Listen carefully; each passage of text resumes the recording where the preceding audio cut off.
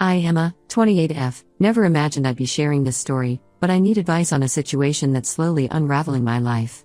My husband Richard, 30M, and I have been married for 3 years now, together for 8.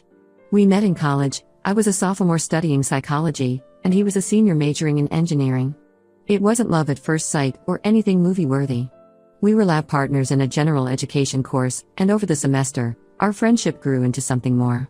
Richard has always been my rock. He's patient, kind, and has this dry sense of humor that never fails to make me laugh. We dated for 5 years before getting married, taking our time to make sure we were truly ready for that commitment. Our wedding was small but perfect, just close family and friends in Richard's parents' backyard. We honeymooned in Hawaii, a trip we had saved up for during our entire engagement. After the wedding, we lived in a small apartment in the city. Richard worked as a mechanical engineer at a local firm, while I finished my master's degree in counseling. We were happy but cramped. We'd often joke about needing to schedule time in the bathroom because it was so tiny. Still, it was ours, and we made it work. Last year, an opportunity came up that we couldn't pass up. Richard's company offered him a promotion, but it required relocating to a suburban area about an hour away from the city. The pay increase was substantial, and the cost of living was lower.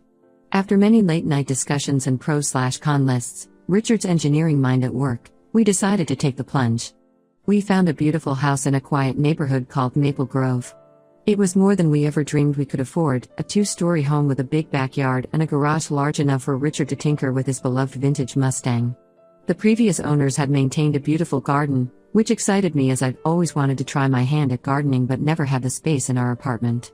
Moving day was chaotic but fun. Richard's college buddies came to help, and we ended the day with pizza and beer on our new patio furniture. As we sat there, watching the sunset over our new neighborhood, I remember feeling so content. This was the beginning of our next chapter.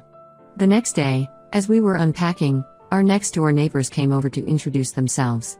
George, 35M, and Sharon, 33F, Miller seemed nice enough. They brought over a homemade apple pie and offered to show us around the neighborhood. They had 2 kids, Mary, 7F, and Max, 5M, who were shy at first but quickly warmed up to us when they discovered Richard could do magic tricks. George worked in finance and Sharon was a part-time yoga instructor. They'd lived in Maple Grove for nearly a decade and knew everyone. They even offered to host a small get-together to introduce us to other neighbors. We were touched by their kindness and accepted gratefully. The get-together was a success.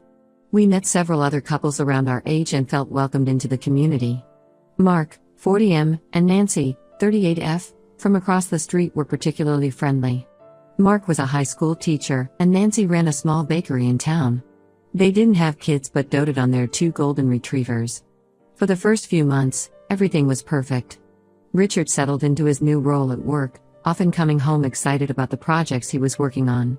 I found a job at a local counseling center, helping teenagers with anxiety and depression. On weekends, we'd explore our new town or work on house projects together. We became closer with the Millers. Our dogs, our corgi, Bentley, and their Labrador, Cooper, would play in the shared backyard. Richard and George bonded over their shared love for vintage cars. George had a classic Chevrolet that he was restoring, and the two would spend hours discussing engines and paint jobs. Sharon and I discovered we both enjoyed gardening. She taught me how to care for the plants the previous owners had left behind and helped me start my own vegetable patch. We'd often spend Saturday mornings working in our gardens, chatting over the fence that separated our yards. However, things started to change about 6 months ago. I began noticing George acting differently around me. It was subtle at first, lingering glances, standing a bit too close when we talked, finding excuses to come over when Richard wasn't around. I brushed it off initially, thinking maybe I was reading too much into things. After all, I'm a counselor, I'm trained to notice behavioral changes, and sometimes I worry I overanalyze. But as time went on, George's behavior became more obvious. He started sending me text messages, asking how my day was going or if I needed any help around the house. Once, when Richard was out of town for a work conference, George showed up at our door with a bottle of wine, claiming Sharon was out with friends and he thought I might like some company. I politely declined, feeling uncomfortable with the situation. I didn't tell Richard about these incidents at first. I didn't want to create tension with our neighbors, especially when Sharon had been so kind to me. Plus, Richard and George had become good friends, often working on their cars together or watching sports games. I told myself I was probably overreacting and tried to avoid being alone with George. The breaking point came during our neighborhood's annual summer festival last month. It's a big event in Maple Grove, The whole community comes together for a day of food, games, and a fireworks display at night. Richard had to work late that day. His team was up against a big deadline, so I went alone, promising to save him some of Mark and Nancy's famous barbecue ribs. George approached me almost immediately, offering me a drink and sticking by my side for most of the evening. As the night wore on and more alcohol flowed, George became bolder. He put his arm around my waist while we were talking to other neighbors, and at one point, he leaned in and whispered that I looked beautiful. I was shocked and pulled away, making an excuse about needing to check on something at home. I left the festival early, my mind reeling. When I got home, I told Richard everything, about the text messages, the wine incident, and what had happened at the festival. He was furious and wanted to confront George right away, but I convinced him to wait until we had cooled down and could approach the situation rationally. The next day, Richard and I decided to talk to George and Sharon together. We invited them over, thinking it would be best to address the issue openly and honestly. But what happened next left us both stunned. When we explained the situation to Sharon, instead of being upset with George, she laughed it off. She said George was just a friendly guy and that I must have misinterpreted his actions. George denied everything, claiming I was the one who had been flirting with him. He even went so far as to suggest that maybe I was unhappy in my marriage and projecting my feelings onto him. Richard defended me vehemently, but George and Sharon seemed to have a united front. They accused us of trying to create drama in the neighborhood and threatened to tell everyone that we were causing problems. The conversation ended with them storming out of our house, leaving Richard and me in disbelief. Now, we're at a loss. Our once friendly neighborhood feels hostile. We've heard whispers that George and Sharon have been spreading rumors about us to other neighbors. Some people have stopped talking to us altogether. Richard suggested we consider moving, but we love our house and don't feel we should have to leave because of someone else's inappropriate behavior. I feel violated and angry, not just at George's actions, but at Sharon's dismissal of my concerns and their joint attempt to turn the situation around on us. Richard is supportive, but I can tell he's frustrated and unsure of what to do next. This house was supposed to be the start of our future together, and now it feels tainted. We're considering reaching out to other neighbors to explain our side of the story, but we're worried about escalating the situation. Should we stand our ground or cut our losses and move? How do we navigate this complex situation without letting it tear apart our life in this neighborhood we once loved? Update 1. It's been about a month since my last post, and I want to thank everyone for their advice and support. Your words have been a source of strength for Richard and me as we've navigated this difficult situation. After much discussion, Richard and I decided to stand our ground. We realized that moving would feel like admitting guilt, and we hadn't done anything wrong. Instead, we chose to be proactive about addressing the situation in our neighborhood. We started by reaching out to Mark and Nancy, the couple from across the street. We had always gotten along well with them, often sharing meals or having game nights together. We invited them over for dinner, promising to explain why we'd been so distant lately. The evening of the dinner, I was a bundle of nerves.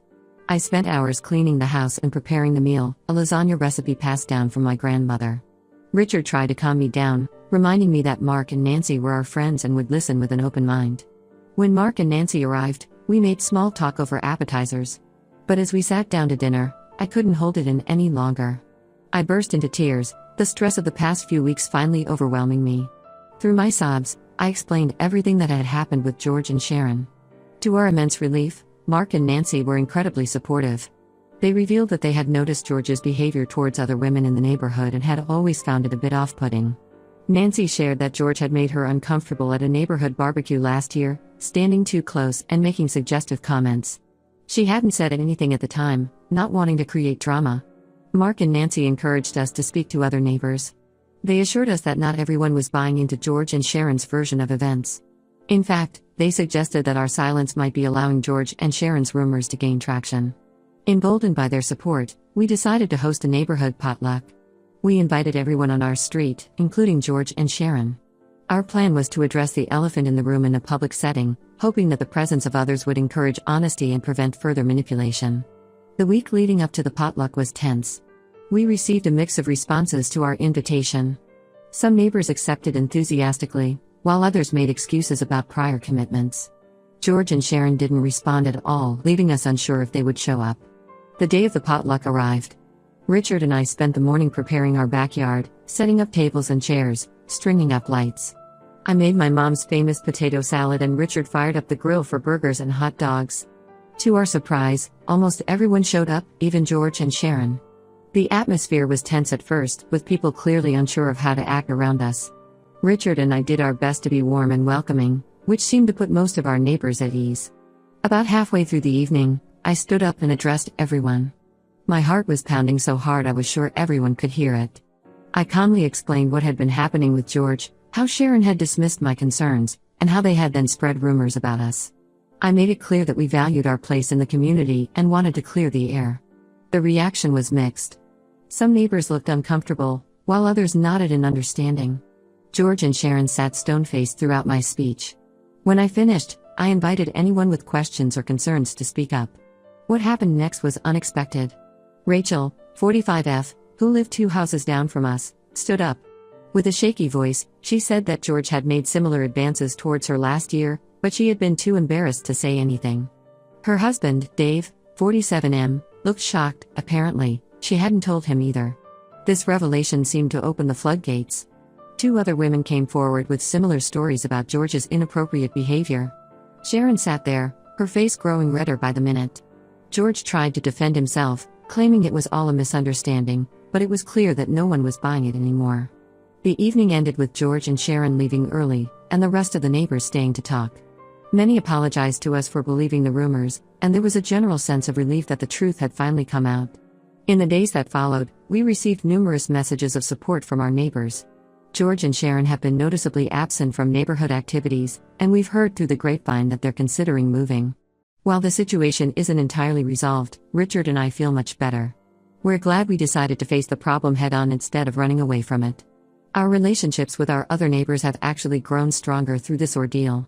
We're still processing everything that's happened, but we're cautiously optimistic about the future. The neighborhood feels different now. There's a sense of unity that wasn't there before. People are making more of an effort to check in on each other and spend time together. Richard and I have started hosting a weekly game night, alternating houses with Mark and Nancy. It's become a neighborhood event, with different people joining each week.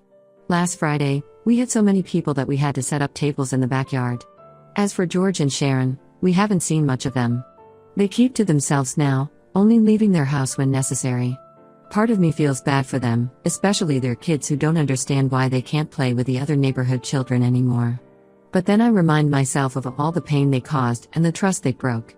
We're taking it one day at a time, focusing on rebuilding our life here and strengthening our relationships with our neighbors. It's not always easy, but we're getting there. We'll keep you updated if anything else significant occurs. Update 2. It's been 2 months since my last update, and the situation has taken some unexpected turns. I apologize for the delay in posting. Things have been hectic, to say the least.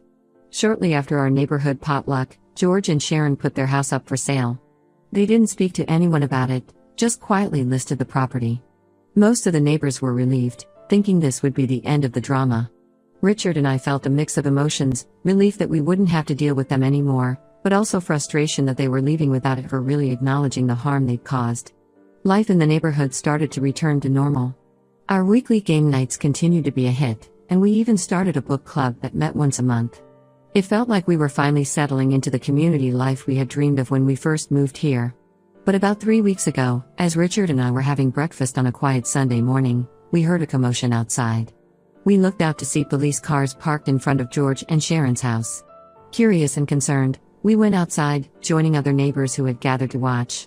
To our shock, we saw George being led out of the house in handcuffs.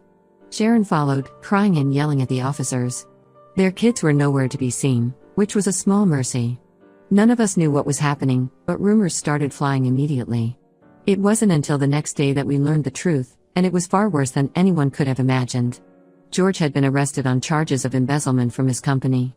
Apparently, he'd been stealing money for years to fund a lavish lifestyle that he and Sharon couldn't actually afford. This revelation put everything into a new perspective. George's aggressive flirting, Sharon's dismissal of other women's concerns, it all seemed like a smokescreen now, a way to distract from their real issues. The fallout was intense. Sharon and their kids moved out of the house within a week, presumably to stay with family. The house has been seized as part of the investigation into George's crimes. Our once quiet street has been buzzing with activity. Police, lawyers, and even local news vans have been a common sight. Richard and I have been trying to process this information. On one hand, we feel vindicated. George's true character has been revealed, and it's clear that his inappropriate behavior towards me and other women was just the tip of the iceberg. On the other hand, we feel a deep sadness for George and Sharon's children, who are innocent victims in all of this. The neighborhood has rallied together in the wake of this scandal. We've had several community meetings to discuss how we can support each other and move forward. There's been talk of setting up a neighborhood watch program and organizing more regular community events to strengthen our bonds. Personally, this whole experience has been a roller coaster. Richard and I are relieved that George is gone, but we're also dealing with a sense of guilt. Could we have somehow seen the bigger picture? Could we have done something to prevent this? Rationally, we know it's not our fault, but it's hard not to second-guess ourselves. We're focusing on healing now, both as a couple and as part of our community. We're grateful for the support of our neighbors and are committed to helping rebuild the trust that was broken. As for George and Sharon, we've heard that George is awaiting trial and Sharon has filed for divorce. It's a sad end to what once seemed like a perfect family life. We'll keep you updated if there are any more developments, but for now, we're just taking it one day at a time and trying to find our new normal in the aftermath of all this chaos. Update 3. It's been 6 months since my last update, and I wanted to share some final thoughts on this whole situation. George's trial concluded last month.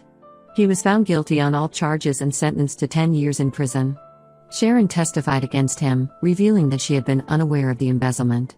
She claimed that George had gaslighted her for years, making her doubt her own perceptions, including the concerns raised by me and other women in the neighborhood. While it doesn't excuse her actions, it did help us understand her perspective a bit better. Sharon and the kids moved away shortly after the trial. Before leaving, she came to our house to apologize. It was a difficult conversation, filled with tears and regrets. She admitted that she had ignored the signs of George's inappropriate behavior because she was desperately trying to keep her family together. We didn't become best friends or anything, but we did reach a place of understanding. Our neighborhood has undergone a significant transformation. The experience has brought us all closer together. We now have monthly community meetings where we discuss everything from local issues to planning social events. We've started several initiatives, including a neighborhood watch program and a community garden. The community garden has been a particularly healing project. We converted an unused lot at the end of our street into a beautiful space filled with vegetables, flowers, and even a small orchard. It's become a place where neighbors gather to work together, share stories, and heal from the past year's events. I often find myself there, tending to the tomatoes or chatting with Nancy about her latest baking adventures. Richard and I have grown stronger through this ordeal. We've learned the importance of open communication and standing up for what's right, even when it's difficult. We've also learned not to take our relationships, with each other and with our community, for granted. Our careers have taken some interesting turns too. Richard's company recognized his leadership during the difficult times in our neighborhood and promoted him to a management position. As for me, my experiences inspired me to shift my counseling focus. I now specialize in helping people who have been victims of manipulation and gaslighting. It's challenging work, but incredibly rewarding. Looking back, it's hard to believe how much has changed in just over a year. What started as a simple neighborly dispute unveiled a web of lies, crime, and broken trust. It's been a harsh reminder that you never really know what's going on behind closed doors. We're moving forward now, focusing on the positive changes that have come out of this difficult time. Our neighborhood feels more united than ever, and we're committed to maintaining that sense of community. Last weekend, we had our first annual Maple Grove Festival, a day of food, games, and music that ended with a beautiful lantern release. As I watched the lanterns float into the night sky, each carrying a neighbor's hope or wish for the future, I felt a sense of peace I hadn't experienced in a long time. As for us, Richard and I are doing well. We've decided to renew our wedding vows next month, a celebration of our love and resilience in the face of adversity. Many of our neighbors will be there to celebrate with us. We're holding the ceremony in our backyard, the same place where this whole journey began. We've also started talking about starting a family. The events of the past year made us realize life is short and unpredictable. We want to fill our home with love and laughter, to create the family we've always dreamed of. This will be my final update on this situation. Thank you all for your support and advice throughout this journey. It's been a tough road, but we've come out stronger on the other side. If there's one thing I've learned, it's that with honesty, perseverance, and the support of a strong community, you can overcome almost anything. To anyone out there facing a similar situation, don't be afraid to stand up for yourself. Your voice matters, and you deserve to feel safe and respected in your own home and community. And remember, sometimes the darkest times can lead to the brightest futures. They certainly did for us.